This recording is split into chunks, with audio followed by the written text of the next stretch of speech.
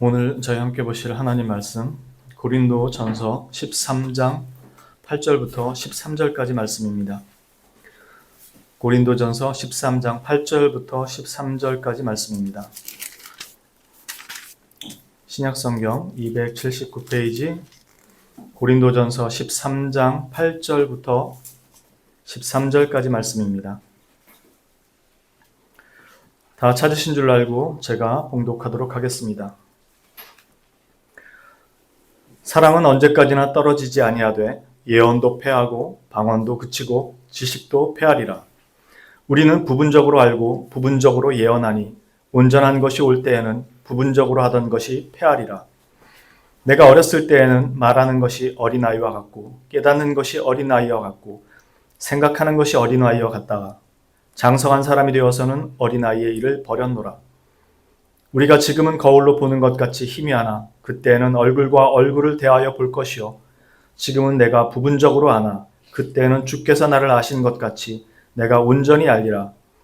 그런즉 믿음, 소망, 사랑 이 세 가지는 항상 있을 것인데 그 중에 제일은 사랑이라. 아멘. 고린도전서 13장 이 사랑장에 대한 내용은 여러분들이 이미 잘 아시는 내용일 겁니다. 그러나 이 13장 사랑장에 대한 이해를 조금 더 바르게 가지기 위해서는 12장과 14장 사이에 13장이 놓여 있다는 것을 먼저 이해하는 게 필요합니다. 12장은 은사에 대한 내용입니다. 14장도 방언과 예언에 대한 내용이 나옵니다. 그 사이에 사랑장이 들어가 있는 겁니다. 그러니까 12장에서 14장으로 바로 넘어가야 되는데 은사를 얘기했고 그 다음에 방언과 예언에 대한 은사를 다뤄야 되는데 그 중간에 13장 사랑장이 들어가 있다는 겁니다. 왜 그러냐면 고린도 교회의 문제가 뭐였냐면 이미 우리가 가장 앞에서 1장에서부터 살펴본 것처럼 게바파, 바울파, 아볼로파, 그리스도파, 파벌과 분열이 있었어요. 너희가 어찌하여 분열이 되었느냐? 서로 교만하여지고 상대방에 대해서 비난과 정죄를 쉽게 일삼는 상황으로 변해버린 거죠. 거기에 한 몫을 한 게 은사였다라는 겁니다. 그 중에서도 잘못된 은사 이해로 방언과 같은 것들이 자신의 신앙을 마치 입증해 주는 것 같고 뭔가 특별한 것처럼 생각했던 그들의 생각에 바울 사도가 교정을 하고 있는 거죠. 책망을 하면서. 그래서 여기 지금 은사에 대한 문제와 방언과 예언에 관한 내용을 얘기하는 그 앞에 가운데 사랑장이 들어가 있는 겁니다. 또 하나 중요한 주제 중에 하나는 이 부분에 있어서 사랑장에서 나타나고 있는 그 내용과 은사와의 그 이해뿐만 아니라 은사 자체를 우리가 어떻게 이해하는 게 좋은가 하는 문제도 사실 여기에 들어가 있습니다. 12장은 은사의 종류에 대해서 논하는 장이 아니에요. 그러니까 치유의 은사, 방언의 은사, 예언의 은사 이런 것들에 대한 그 은사의 종류를 말하고 있는 게 아닙니다. 13장 4절 이하에 보면 이렇게 말씀하고 있어요. 13장 4절 이하에 보면 여러분들 보시면 그렇게 나오죠. 사랑은 오래 참고 온유하며 시기하지 아니하며 사랑은 자랑하지 아니하며 교만하지 아니하며 무례행하지 아니하고 자기의 유익을 구하지 아니하고 성내지 아니하며 악한 것을 생각하지 아니하며 불의를 기뻐하지 아니하며 진리와 함께 기뻐하고 모든 것을 참으며 모든 것을 믿으며 모든 것을 바라며 모든 것을 견디느니라. 이건 지금 고린도 교회를 책망하면서 사랑에 관한 내용을 다루는 겁니다. 즉 사랑의 개념을 지금 논하고 있는 게 아닙니다. 고린도 문제가 지금 여기 말한 것을 다 반대로 실행하고 있었기 때문에 실제로 너희가 그리스도인이라고 하는 너희가 실제로 교회 안에서 실행해야 되는 신앙의 가장 기본적인 원리, 그것을 지금 이야기하는 것입니다. 그러니까 사랑은 이런 거야 라는 개념 정리가 아니고 사랑은 오래 참는 것이다. 즉 파벌 문제가 있었던 그들 사이에 있어서 사랑은 오래 참는 것이다 라고 이야기하는 것입니다. 그러니까 상대방에게 자격과 어떤 것들, 즉 나를 성내게 하지 말아라, 그게 아니고 성내게 할지라도 오래 참으라는 겁니다. 그리고 온유하며 너그러우며 그의 실수와 부족함과 연약함을 받아주라는 거고요. 시기하지 마라. 너희들 은사나 여러 가지 파벌 문제로 경쟁의 대상이 아니라 시기하지 마라. 전부 다 그 얘기를 하고 있는 겁니다. 그러니까 실제로 사랑이라는 것은 이것보다 훨씬 더 넓은 개념입니다. 성경 안에서 다룰 때. 여기서는 사랑이란 요런 거다라고 딱 요만큼 규정해 놓은 게 아니에요. 고린도 교회 안에서 생긴 문제들에 대해서 너희가 어떠한 것들, 지금 여기 보는 것처럼 어떤 방언이든 예언이든 너희에게 놀라운 능력과 은사가 있다고 할지라도 네게 사랑이 없으면 너 아무것도 아니다. 거기에 또 이어서 모든 지식과 모든 비밀을 알고 예언하는 능력이 있고 또 산을 옮길 만한 믿음이 있을지라도 사랑이 없으면 너는 아무 유익도 없고 너는 아무것도 아니라고 얘기하는 겁니다. 심지어 네게 있는 모든 것으로 구제하고 네 몸을 불사르게 내줄지라도 네가 기꺼이 순교의 자리에 들어간다고 할지라도 네게 사랑이 없으면 너에게 아무 유익이 없다고 얘기하는 겁니다. 지금 고린도 교회의 문제를 다루면서 이 이야기를 하고 있는 겁니다. 네가 그렇게 받은 게 많다고 의시돼봤자 네게 사랑이 없으면 너는 아무것도 아니다라는 겁니다. 그래서 이 은사를 가졌다라는 것은 단지 교회의 유익뿐만 아니라 개인에게 있어서도 중요한 성화의 과정에 하나님께서 쓰시는 도구라는 겁니다. 즉 은사를 통해서 교회에 두시고 섬기게 하시면서 그 교회뿐만 아니라 그 스스로도 성화의 과정으로 들어가도록 인도하신 하나님의 방식, 그 교회를 다스리는 방식 중에 하나라는 겁니다. 그런데 우리는 보통 은사를 생각하면 그 사람의 신앙이 특주를 나거나 하나님 앞에 더 사랑을 받거나 뭔가 대단한 것으로 생각한다는 거죠. 이 은사를 가졌다면 그에게서 사랑 없이 행하는 것이 결코 유익이 되지 않는다는 걸 명심해야 된다는 겁니다. 이게 지난주까지 저희가 살펴봤던 내용인데요. 여기에 하나 더해서 저희가 살펴보고자 하는 것은 이 은사에 대한 오해입니다. 여기 뭐라고 얘기하냐면 사랑은 언제까지나 떨어지지 아니하되 예언도 패하고 방언도 그치고 지식도 패하리라 라고 얘기합니다. 이게 정말로 그 사람에게 있어서 중요한 신앙의 어떤 표징이고 증거가 된다면 패해지면 안 되죠. 이건 주님 나라 가서도 있어야 되는 거죠. 그런데 이건 어느 시점에 이르면 다 패해질 것이라고 얘기합니다. 그런데 사랑은 영원히 떨어지지 않을 것이라고 얘기합니다. 이건 바꿔 말하면 그 때가 오기 전까지는 방언, 예언, 지식도 패해지지 않는다는 뜻입니다. 지금 말하는 게 그렇잖아요. 온전한 것이 올 때에는 부분적으로 하던 것이 패하리라. 그러니까 온전한 것이 오기 전까지는 존속이 된다는 의미잖아요. 이 의미를 어떻게 이해하느냐가 대단히 중요하다는 겁니다. 오늘 말씀해 보면 우리는 부분적으로 알고 부분적으로 예언하니 라고 얘기합니다. 이 어떤 상황에서 나온 이야기냐면 고린도 교회를 세우고 바울 사도가 갔습니다. 그때 신약 성경이 있었을까요? 없었을까요? 없었습니다. 바울 사도가 떠나고 난 다음에 고린도 교회에 아볼로도 갔었고 다른 사람도 갑니다. 그들에게 성경이 있었을까요? 없었을까요? 없었습니다. 다시 말해서 이 예언이라는 건 미래의 꿀점을 봐주는 그걸 말하는 게 아니고 하나님의 뜻과 일하심과 계획을 사람들에게 알리는 겁니다. 드러내는 것. 즉 구약 성경에서 말했던 것, 구약 성경은 가지고 있으니까 하나님께서 약속하신 내용이 무엇인지를 그들에게 가르쳐 주는 겁니다. 은사를 받은 사람들이. 방언은 하나님께로부터 온 그 계시의 내용을 전하는 계시의 구속사, 하나님의 구속에 관련된 사건, 계시를 드러내는 사건에 국한되어 있는 걸 이야기하는 겁니다. 고린도 교회는. 그러니까 그들이 신약 성경이 있기 전에 하나님께서 약속하신 것이 성취되었다. 누구에 의해서? 그리스도에 의해서. 근데 신약 성경이 아직 주어지지 않은 겁니다. 그걸 누가 증거해요? 사도들. 그들의 증언들이 사실이라는 것을 뭘로 증언하냐고. 그게 바로 예언의 능력, 예언의 은사. 그 예언이라는 건 미래 꿀점을 얘기하는 게 아니고 하나님께서 원래 약속하셨던 것이 무엇인지를 사람들에게 알리고 가르쳐 주는 거예요. 선지자, 구약의 선지자들이 한 일이 뭐였어요? 하나님의 말씀을 전하고 가르친 거였잖아요. 여호와께서 이르시되, 그때 성경 없었습니다. 구약 성경도. 선지자들이 하나님께서 임하여 이르시되 너는 가서 이렇게 전하라. 그리고 그들이 전한 게 기록이 된 겁니다.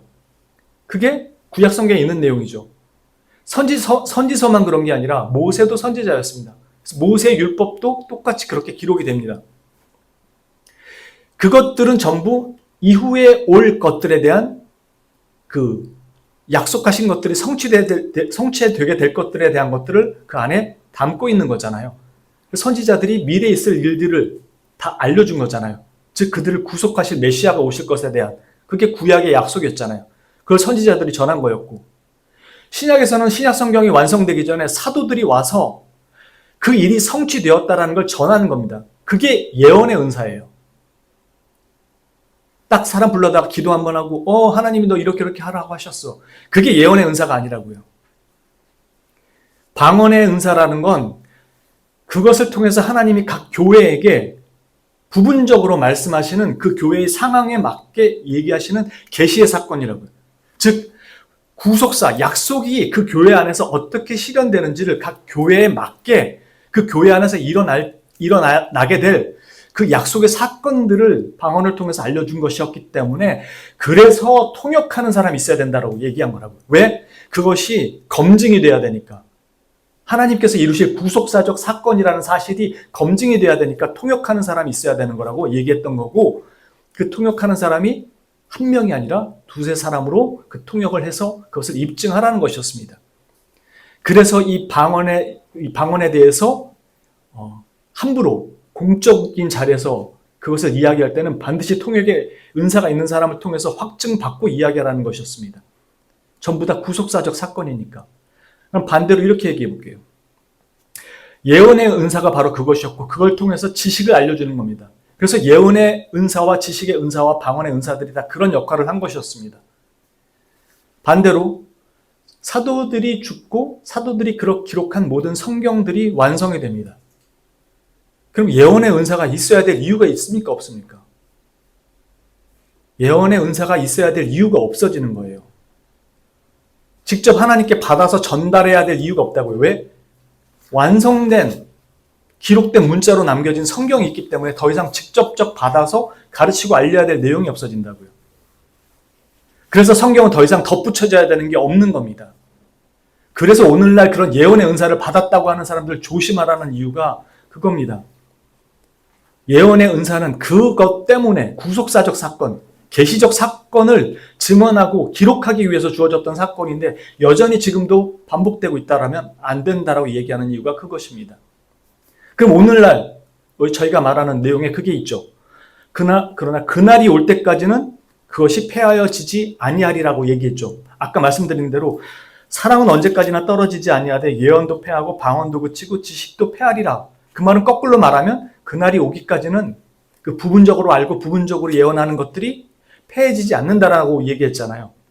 그럼 아직 그날이 오지 않았는데, 주님이 오실 우리의 소망할 그 심판의 날, 부활의 날이 오지 않았는데, 그렇다면은 이건 아직도 존속된다는 의미 아닙니까? 그게 아까 전에 말씀드린 대로 여러분들이 생각해도 쉽게 이해되는 겁니다. 예언의 은사가 뭐라고요? 하나님의 말씀과 뜻과 계획을 가르쳐서 알게 하는 거예요. 오늘날 성경이 다 완성된 상황에서 이 예언의 은사는 어떻게 나타나는 겁니까, 지금? 하나님께서 세우신 직분자들을 통해서 말씀을 가르치고 전하는 것으로 다른 모습이지만 이 예언의 은사와 지식의 은사들이 여전히 존속이 되는 겁니다. 그렇다면 이 내용을 좀 정리해 보자면, 그렇다면 이 은사들은 결국 나중에 다 폐하여질 것인데 지금 이 시점에서 주어지고 있는 이유는 뭔가? 아까도 말한 것처럼 이게 왜 주어졌다고요? 가장 궁극적으로는 하나님을 알게 하기 위해서 주어진 것이고, 이것들이 나타날 때 하나님의 뜻을 알게 하시고 하나님의 일하심을 볼 수 있게 하시고, 그리고 하나님께서 이 땅에서 뜻하고 계시고 행하시는 일들이 어떻게 성취되는지를 알고 증거하게 하신 것들입니다. 다. 그러니까 철저하게 하나님을 증거하는 요소로 쓰여진 거예요. 성경은 아까도 말씀드린 내용대로 이미 하나님께서 자신의 구속에 대한 것들을 다 증언하셨다고 얘기하고 있어요. 히브리서 2장 3절에서부터 4절 이렇게 말씀합니다. 이 구원은 처음에 주로 말씀하신 바요 들은 자들이 우리에게 확증한 바니 하나님도 표적들과 기사들과, 잘 들으세요. 하나님께서도 표적들과 기사들과 여러 가지 능력과 및 자기의 뜻을 따라 성령이 나누어 주신 것으로서 그들과 함께 증언하셨느니라. 이 구속에 대해서 하나님께서 증언하셨다는 겁니다. 자신의 종들을 통해서, 그리고 여러 가지 사건들을, 놀라운 이적들을 통해서. 베드로 사도는 이에 대해서 이렇게 얘기합니다.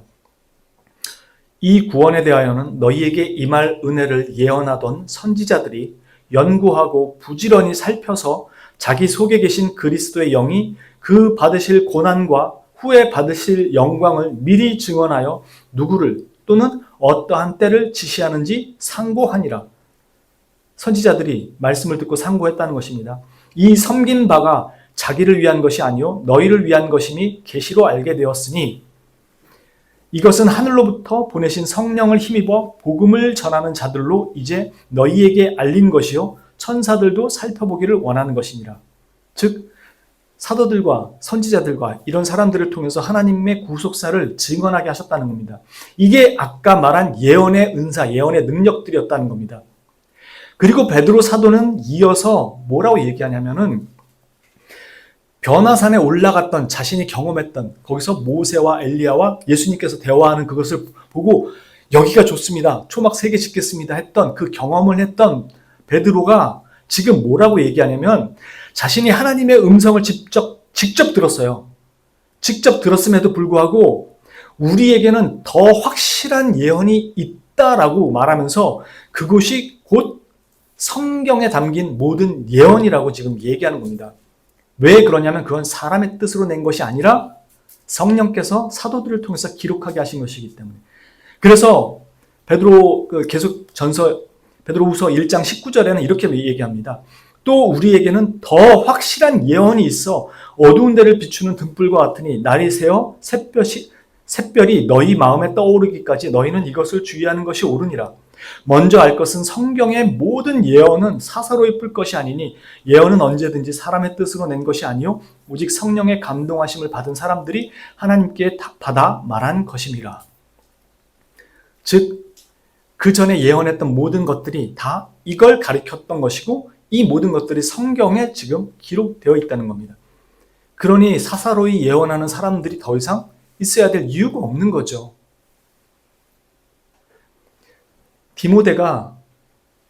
바울이 디모데를 보내서 목회를 하게 하죠. 그때 바울이 디모데에게 너는 때를 얻든지 못 얻든지 말씀을 전파하라고 얘기합니다. 은사에 관한 문제를 다루질 않아요. 말씀을 전파하라 그러지.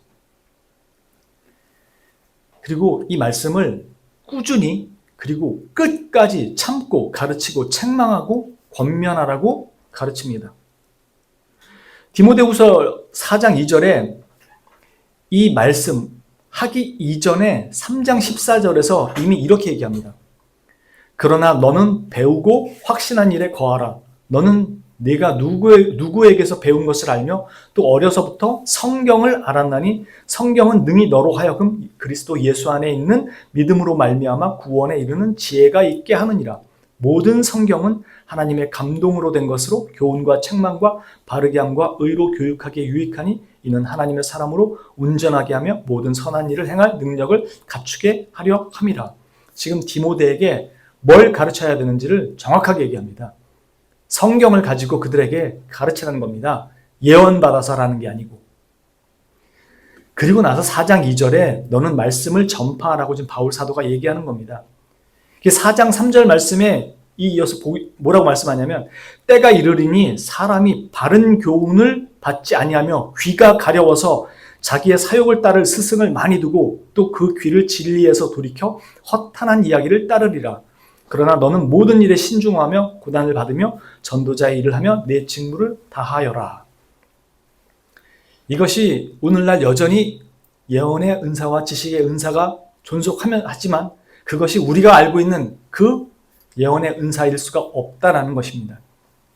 그래서 성경이 주어진 그 말씀을 우리가 통해서 보는 겁니다. 다만 목사도 이것을 다 알고 다 해석하는 것이 아니기 때문에 여전히 우리는 각 그 교회마다 부분적으로 알고 부분적으로 가르칠 수 있는, 부분적으로 예언할 수밖에 없는 한계가 있다는 거죠.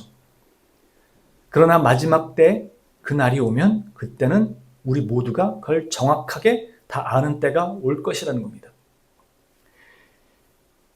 이처럼 교회를 위해 주어졌던 이 예언과 지식의 은사는 이제 가장 확실한 예언인 성경의 말씀에서 하나님께서 그의 뜻과 의도를 정확하고 바르게 파악해서 부지런히 가르치고 전파하며 경책하고 권면하는 그 모습으로 우리에게 은사를 주신 것입니다. 비록 은사의 이 모습, 그것은 달라졌지만 그 은사의 성격은 여전히 연속성을 가지고 있다는 것이죠. 말씀이 온전하게 주어지기 전까지의 은사 역시, 즉 이전의 은사 역시 하나님을 계시하고 드러내는 역할이었다면 성경이 주어지고 난 이후의 역할도 동일하다는 겁니다. 이 모든 것이 다 하나님을 계시하는 거죠. 이렇게 우리는 성경을 통하여 하나님의 사랑과 그리스도의 은혜와 삼위 하나님을 아는 지식에서 자라가는 겁니다. 그래서 베드로후서 3장 16절부터 18절에 이렇게 말씀합니다. 또 그 모든 편지에도 이것들이 지금 우리가 가지고 있는 성경이 된 겁니다. 그 당시엔 교회에 서신서로 보냈으니까. 또 그 모든 편지에도 이런 일에 관하여 말하였으되 그 중에 알기 어려운 것이 덜어 있으니 무식한 자들과 굳세지 못한 자들이 다른 성경과 같이 그것도 억지로 풀다가 스스로 멸망에 이르느니라.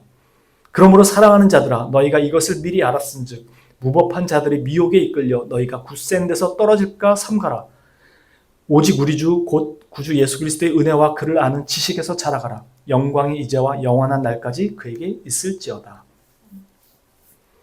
이 모든 것들을 어디서 찾으라고 얘기하는 거라고요? 성경, 하나님 말씀에서 찾으라는 겁니다. 이 모든 은사는 계시의 증거들이며 복음의 증인 역할입니다. 그리고 이 계시적 사건을 위한 증거들은 정경의 완성을 통해서 우리에게 다른 방식의 모습으로 그 은사를 지속하고 있습니다. 그러나 그 완성의 날까지 우리에게 이 은사가 확실하게 하는 것은 바로 믿음과 소망과 사랑임을 우리에게 잊지 말라는 것입니다. 초기 신약교회는 바로 이것을 위해 이 은사들을 한시적으로, 제한적으로 받았던 것이고 오늘날 우리는 이와 다른 모습으로 여전히 이걸 수행하지만 정경이 완성되어 왔기 때문에 이전과 같은 모습으로 이것을 행하는 것이 아니라는 겁니다.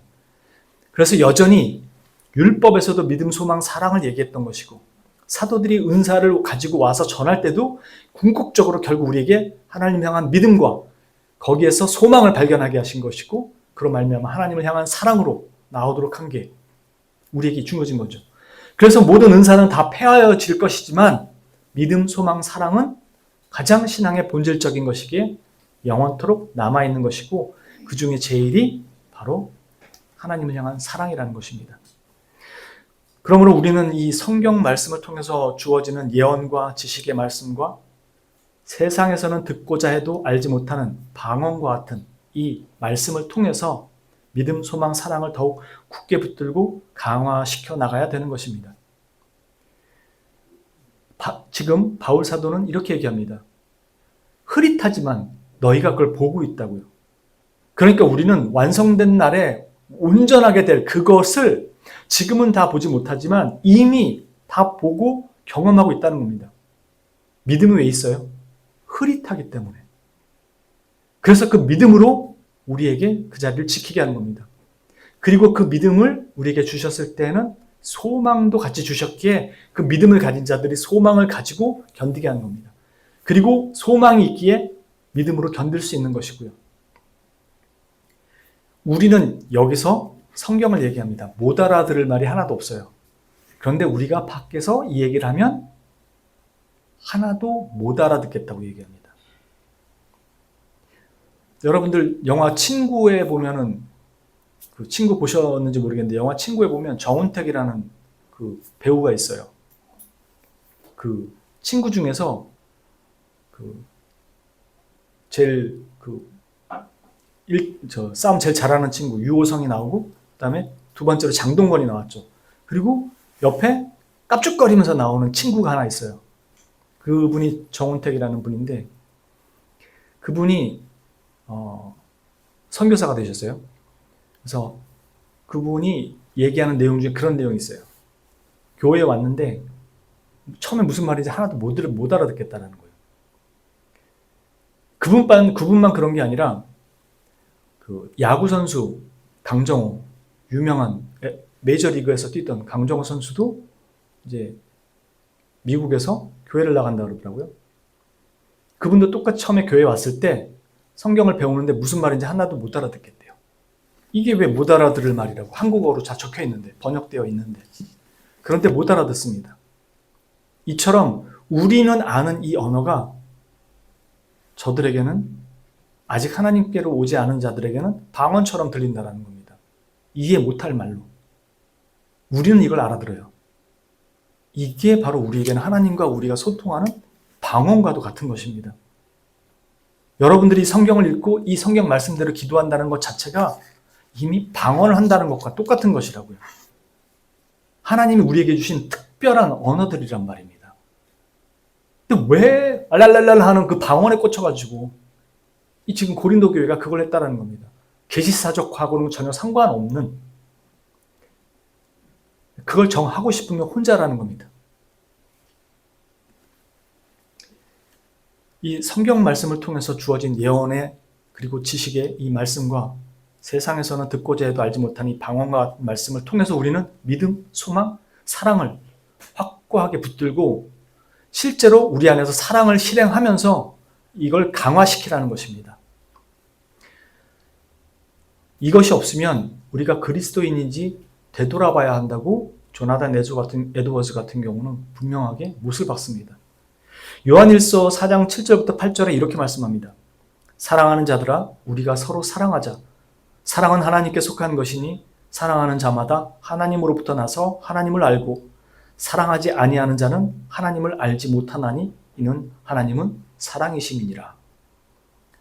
12절에 이렇게 말씀합니다. 어느 때나 하나님을 본 사람이 없으되 만일 우리가 서로 사랑하면 하나님이 우리 안에 거하시고 그의 사랑이 우리 안에 온전히 이루어지느니라 라고 말씀합니다. 이 말씀을 잘 기억하시고 우리가 다른 은사를 간구하는 게 아니라 우리에게 주신 이 사랑의 은사를 어떻게 더 우리 안에서 온전하게 하나님의 말씀을 따라 실행할 것인가를 여러분들 삶에서 실천하며 또 그렇게 하나님 말씀대로 순종하며 살아가는 하나님의 거룩한 백성 되시기를 주님의 이름으로 진심으로 축원합니다. 기도합니다. 거룩하신 주님, 교회를 주님께서 세우시고 그 교회를 위해서 여러 가지 은사들을 주셨음을 우리가 성경을 통해서 늘 봅니다. 우리는 자신도 이런 은사가 있고 이런 은사를 통해서 뭔가 그럴듯한 일들을 하고 싶은 욕구와 마음들이 많은데 사실 그것은 다 우리 자신을 다른 사람들과 비교하고 자신이 다른 사람들보다 더 나은 것을 입증하고 싶어하는 우월성에 기초하고 있음을 돌아볼 수 있게 하여 주시고 이 모든 것들은 사랑으로 섬기는 자의 자리에 서야 됨을 다시 한번 깨닫게 하셔서 우리에게 정말 있어야 할 것이 이 사랑의 은사이고 이것을 실행하는 것이 가장 중요한 것임을 주님께서 우리에게 다시 한번 깊이 각인시켜 주시고 깨닫게 하여 주옵소서.